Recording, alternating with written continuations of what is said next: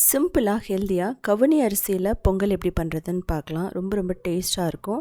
கவுனி அரிசி எடுத்துக்கலாம். முதல்ல கவுனி அரிசி குருணை பண்ணணும். அதுக்கு கவுனி அரிசியை கிட்டத்தட்ட ஒரு 8 மணி நேரம் ஊற வச்சுக்கலாம். இதுக்கப்புறம் கம்ப்ளீட்டாக வடிச்சிட்டு நம்ம துணியில் போட்டு காய வைக்கணும்.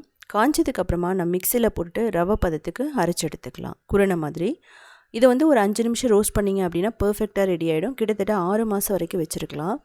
இதில் 1 கப் எடுத்துகிட்டு அதுக்கப்புறம் பாசிப்பருப்பு தண்ணி கிட்டத்தட்ட 4 கப் ஊற்றிடுங்க. நெய் போட்டுக்கலாம்.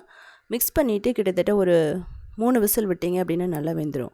வெல்லம் 1 கப் போட்டு தண்ணி 1/2 கப் ஊற்றிட்டு நல்லா பாயில் பண்ணி எடுத்து வச்சுக்கலாம். இப்போது கவுனி அரிசி பஞ்சு போல் வெந்துருச்சு. இப்போது வெல்லத்தோட அந்த சிரப்பை நம்ம இதில் ஊற்றுறோம். ஊற்றிட்டு கிட்டத்தட்ட ஒரு 3 நிமிஷம் கொதிக்க வைக்கணும். அதுக்கப்புறமா நெய்யில் முந்திரி திராட்சை வறுத்துட்டு பச்சை கற்பூரம் போட்டோம் அப்படின்னா, ஏலக்காய் போட்டோம் அப்படின்னா பர்ஃபெக்டாக ரெடி ஆகிடும். ரொம்ப டேஸ்ட்டாக இருக்கும்.